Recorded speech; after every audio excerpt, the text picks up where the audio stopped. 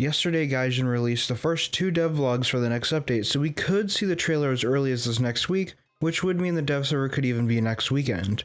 I'll be going over the devlogs as well as a new leak list that dropped yesterday morning and what it means for War Thunder. The first devlog is one that I was expecting to be towards the beginning, like it is, and that's the devlog for the addition of Fox 3s. In the test we had just a couple of months ago on the last dev server, we had the AIM-120A, the R-77, the Mica, the PL-12, the Derby, and the R-Darter. However, in this new devlog it says that in addition to those, the AAM-4 will come for the Japanese. Unfortunately, the devlog has no mention of what specific variants of these missiles we are getting, nor did it tell us all the aircraft that will receive Fox 3s. More interesting is the 2 pictures that were included in the devlog, the first of which shows an F-15 firing what appears to be an AIM-120A. But it isn't just any F-15, and based on the picture it seems that it's actually an F-15C, so any of you hoping that the F-15A would be getting AMRAAMs are probably out of luck, but it is also nice to see the F-15C. Assuming it isn't restricted, the F-15C could carry a maximum of 8 AMRAAMs if you don't carry any Sidewinders. Unfortunately for us, we'll also have to wait and see what happens since the picture didn't show anything on the wings at all. As for the other picture in the devlog, you might be able to notice that there's some R-77s on this flanker. However, the one in game can't use them. This tells us that this is at least the Su-27 SM, and I have more reason to believe that, which I'll get into soon. This would allow it to carry R-77s on all the same pylons as the R-27s for a total of 6, though if you want to take 2 R-27 ETs, then you can only take 4 R-77s. Just swapping the R-27 ERs out for R-77s would still be a pretty good loadout, but you have to take into account that they will have a lot less range than the ERs. This Su-27 SM will also have a slightly upgraded radar. However, it will get the same RWRs found on the MiG-29 SMT, I believe, which is a massive upgrade.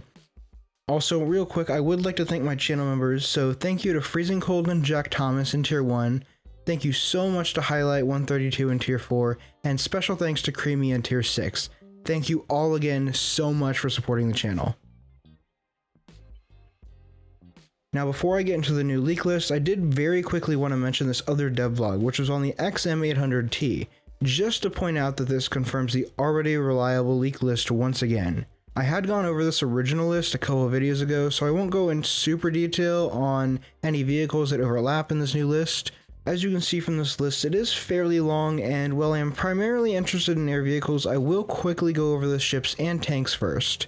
This list also mentions the XM800T for the US and the Leopard 2A4M, which it seems like it will be a premium for Germany. From what I can find on the Condor 2, it's just a small minesweeper, which is up on the screen here. So Germany will be getting another boat, and Russia, of course, will be getting yet another premium T-80, since we can never have enough of those. As for Britain, the Churchill Aviary sounds like it'll be the next event vehicle in this cycle, so look forward to that. And they're also going to be getting the Desert Warrior, which was mentioned in the last list as well. Both the Antelope and the ZSL-92 are coming for China, which are also in the original leak list. Also, from what I can tell, this list does seem to be pretty reliable and makes sense with everything else we know so far, so I personally expect this list to be about 100% accurate. France will be getting the Vextra TML-105, which was mentioned in the original list, as well as the Belgian Leopard 1, Cockerel 3105, a Dutch Leopard 2A4, and a Dutch Leopard 2A6. One of the new coastal ships for France will be the VTL-2, which is just a small torpedo boat that you can see on screen here. All of this will definitely boost the French tree, and I'm really interested to see that Leopard 1 variant in game since it's definitely really unique. The Swedish will be getting the STRV-101R, which is an STRV-101 with ERA and a laser rangefinder among other upgrades. They will also be getting the USH-204GK, which is this little truck with a 20mm cannon on it. The USH-204GK was also leaked a few months ago by Olivia. The last non-aircraft on this list is the Namur RCWS-30, which is an IFV for Israel, which has a 30mm cannon and can also carry spike missiles, but it's also up to Gaijin whether or not it gets it. Now, starting from the top of the list here, we have the F-15C, which we did already discuss a little bit. This will be very similar to the F-15A, but will have a bit better radar and AMRAAMs, among a few other small changes. They could also give it the BOL pods, which it could use, but really only time will tell on that part. If you can carry 6 or 8 AMRAAMs like you can in real life, I would probably do 4 AIM-120s and 4 9Ms in RB, and maybe 6 120s and 2 9Ms in Sim, just based on how it plays differently, at least for me. I'm definitely hoping that they give it its full loadout, and I assume that it will be getting A120C within a year or so, if not even less, especially compared to other missiles that are coming.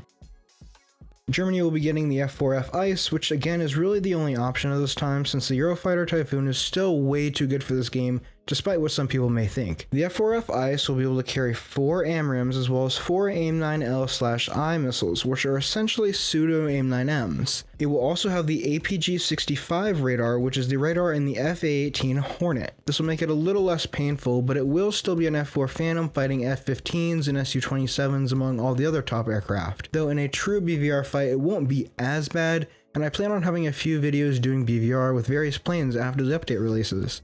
Of course, the Su-27SM is coming for Russia, and I've covered most of what I have to say about it. However, I do think that it will be in an interesting spot, since the radar isn't much better and it is still quite a bit worse than the radar on the MiG-29 SMT, which will probably be an even better platform for the R-77 until we get later flankers. The best loadout, at least for ARB, will probably be 4 R-73s, 2 R-27ETs, 2 R-27ERs, and 2 R-77s. This will allow for an optimal loadout, and still gives you the range of the ER, while giving you the ability to launch an R-77 if needed to keep the enemy back. It does mean that you will have 4 different types of missiles on at once, but if you can manage that, which should be pretty easy, then you can do very well.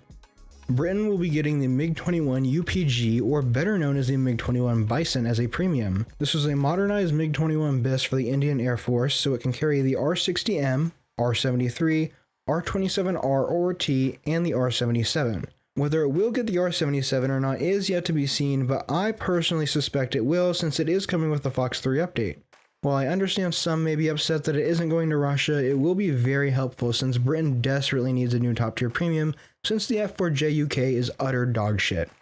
Britain is also getting the Sea Harrier FA Mark II, which gets an upgraded radar over the earlier Sea Harriers and gives it the ability to use the AIM-120. I would assume that since it is getting added now, it means it is getting the AMRAAM, but also the Aviat B Plus and the Italian tech tree will be getting the AMRAAM as well, which is something I really wanted. But with this Harrier, Britain will have a couple of different planes that will be getting Fox 3s and will have at least 2 different ones, if not 3.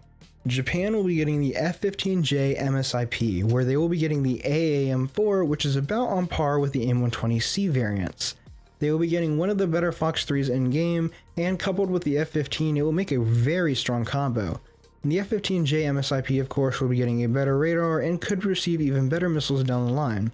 It could get the AIM-120 and the AAM-4, but my guess is that it will only receive the AAM-4. China will get the J-11A, which is like the Su-27SM, and then it can carry the R-77. The J-11A won't allow for the use of the PL-12, as that ability was added later on the J-11B, which we will likely see later this year, as well as possibly the J-10, which would be a nice addition. The Chinese tree will have about 4 different aircraft capable of firing Fox 3s, and should be getting 3 different Fox 3s, the AIM-120, the R-77, and the PL-12. I believe that this makes China the most diverse in terms of how many different Fox 3s they will be getting, assuming the MiG-21 Bison doesn't get the R-77.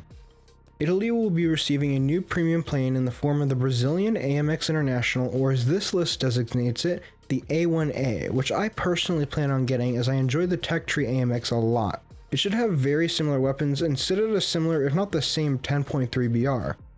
Courtesy of their new subtree, the French will be getting the Fokker G1, which is a twin-engine heavy fighter with similar looks to a fat P-38. They will also be getting the Dutch NF-5A as a premium and the Belgian Mirage 5 BA, which is just a slightly modified Mirage 5. Now for the new Sherman of the Skies, France will be getting 2 F-16As. I can even see it now. Soon enough, there will be at least 1 in every tech tree, so look out, Russian means. Who knows, one day you might actually see a truly advanced piece of military tech in your own tree. It does seem like there will be a Belgian F-16 and a Dutch F-16 added, and both countries have F-16s capable of using the AMRAAM, so I expect one of these will be AMRAAM capable and the other will not be. This would mean that the French would be getting both the Mica and the AIM-120, which would be a pretty good combo, and just the new subtree is a nice addition to the French tree overall.